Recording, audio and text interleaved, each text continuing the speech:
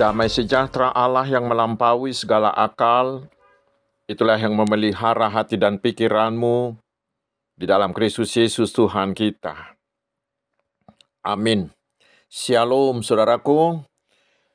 Kita akan menerima firman Tuhan yang menjadi dasar khotbah di ibadah akhir tahun ini, yaitu dari kitab Mazmur pasal 37 ayat pertama hingga ayat yang ke-11.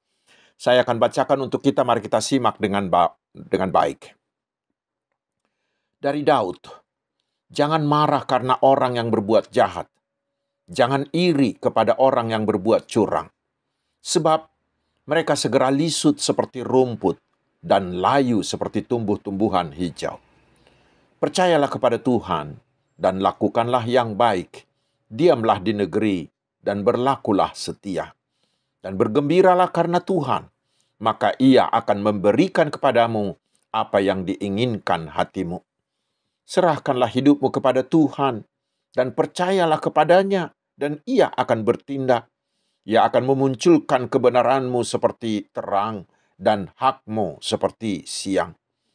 Berdiam dirilah di hadapan Tuhan dan nantikanlah Dia. Jangan marah karena orang yang berhasil dalam hidupnya, karena orang yang melakukan tipu daya. Berhentilah marah dan tinggalkanlah panas hati itu. Jangan marah, itu hanya membawa kepada kejahatan.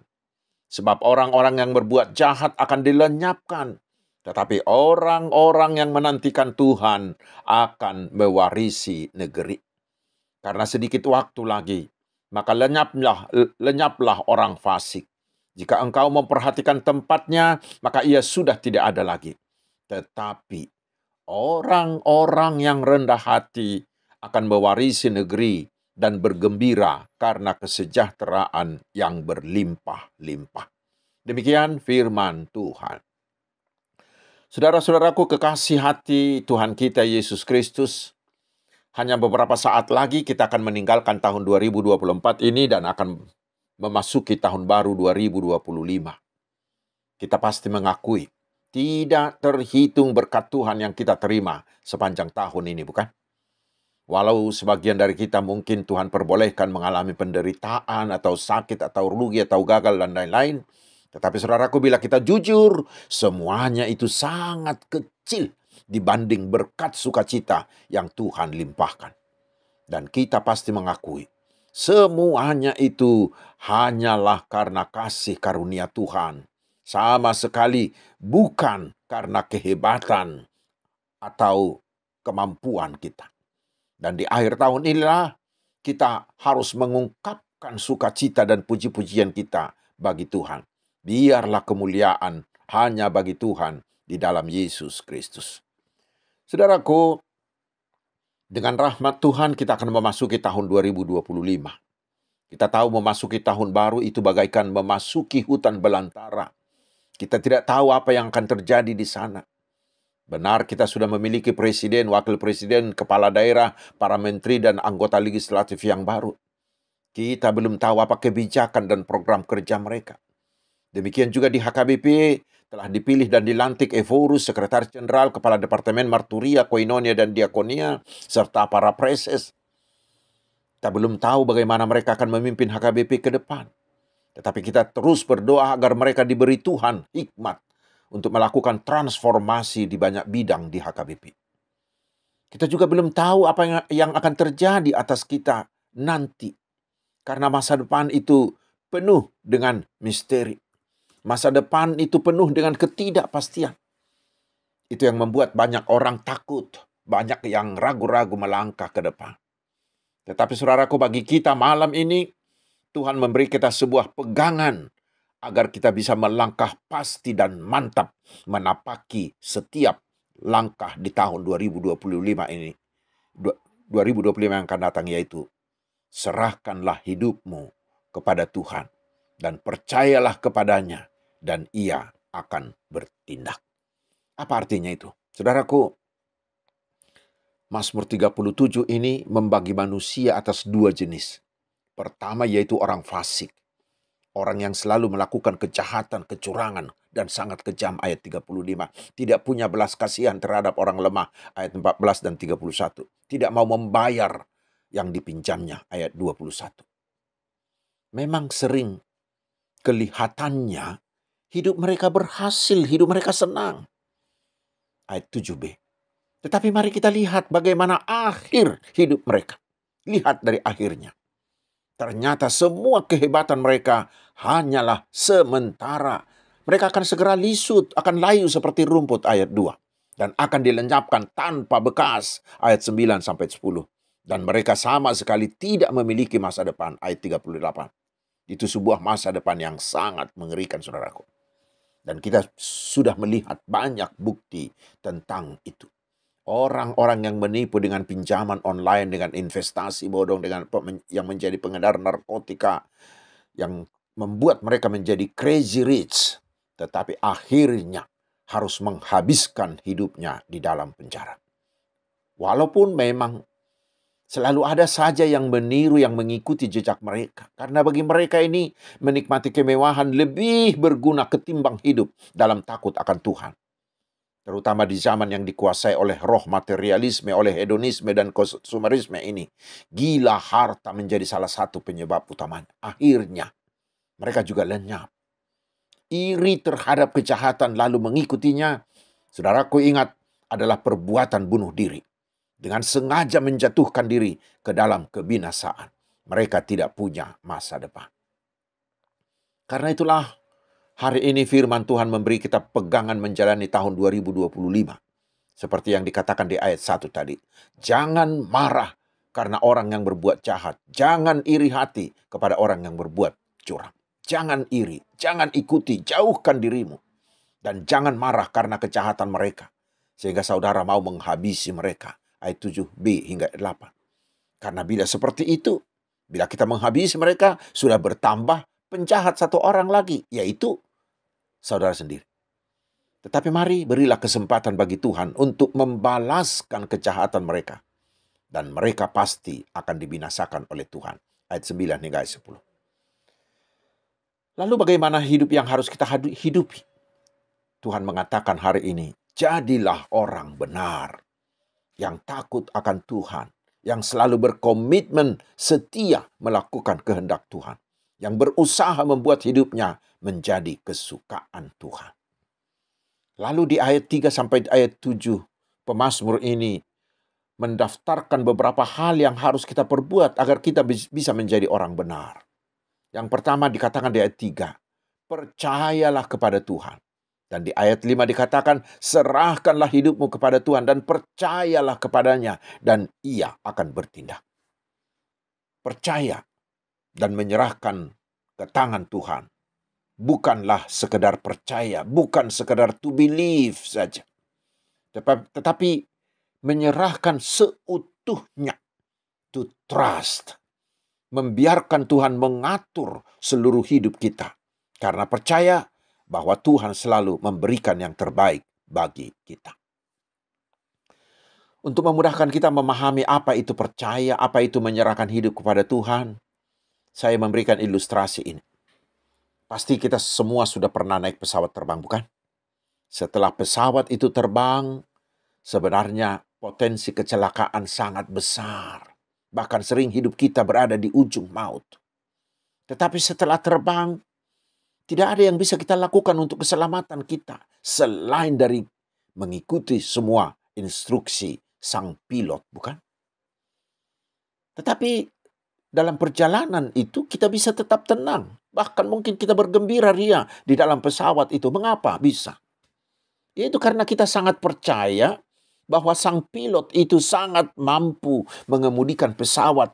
Dan kita yakin dia pasti membawa kita tiba di bandara tujuan kita. Kita mempercayakan keselamatan kita 100% ke tangan si pilot itu, bukan? Saudaraku, kita pun seharusnya bersikap seperti itu menjalani tahun 2025 yang akan datang.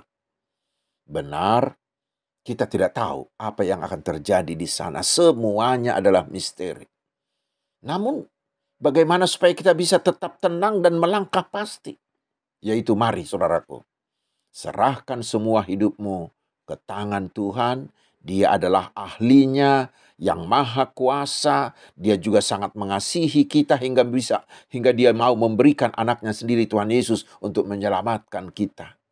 Allah kita itu sanggup melakukan apa saja untuk kita yang dikasihinya dengan caranya yang ajaib.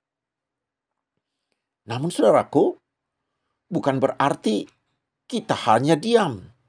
Kita hanya pasif saja. Oh tidak. Kita juga harus melakukan bagian kita, yaitu melakukan yang terbaik dari kita. Pasti saudara-saudara mengenal Oprah Winfrey, seorang penyiar terkenal itu. Dia pernah mengatakan di dalam bukunya yang berjudul Yang Aku Tahu Dengan Pasti. Dia katakan begini, bergeraklah ke arah tujuan Anda dengan segala kekuatan dan keberanian yang bisa Anda kumpulkan. Lalu lepaskan, serahkan rencana Anda kepada Sang Kuasa yang lebih besar dari diri Anda sendiri. Bermimpilah besar, sebesar-besarnya. Bekerjalah dengan keras, sekeras-kerasnya. Dan sesudah Anda melakukan semua yang Anda bisa, lalu serahkanlah sepenuhnya kepada Sang Kuasa, yaitu Allah Yahweh yang sudah datang dalam Yesus Kristus. Maka Tuhan akan membuat itu terjadi. Dia akan bertindak membuat itu menjadi nyata. Ingatlah saudaraku, Allah kita jauh lebih besar, jauh lebih berkuasa dari kita dan dari segala-galanya. Rencananya bagi kita jauh lebih sempurna. Karena itu hari ini kita diajak, buatlah rencanamu sebaik-baiknya, lalu bekerjalah untuk itu sekeras-kerasnya. Tetapi sesudah itu serahkan seluruhnya ke tangan Tuhan. Biar Dia yang membantumu. Biarkan Dia, Allah kita, membuat semuanya menjadi sempurna. Bagaimanapun rumitnya hidup di tahun depan, mari serahkan ke tangan Tuhan. Tuhan sanggup menyelesaikannya dengan sempurna untuk kita. Itu yang pertama. Dan yang kedua, saudaraku, di tahun 2025 kita diajak, hiduplah dengan benar. Percaya kepada Tuhan harus sejajar dengan dan sejalan dengan ketaatan melakukan kehendak Tuhan. Karena ketaatan itulah bukti bahwa kita benar-benar percaya kepada Tuhan. Saudaraku, Tuhan memberi kita kepastian saat ini bahwa bila kita melakukan kedua hal tersebut, maka kita akan diberi sesuatu yang luar biasa. Apa itu? Kita baca di ayat 6, dikatakan, Ia akan memunculkan kebenaranmu seperti terang dan hakmu seperti siang. Pada akhirnya, Tuhan akan memberkati orang-orang yang hidup benar. Ingatlah apa yang Tuhan lakukan terhadap Ayub, orang benar itu. Dan bukan hanya itu.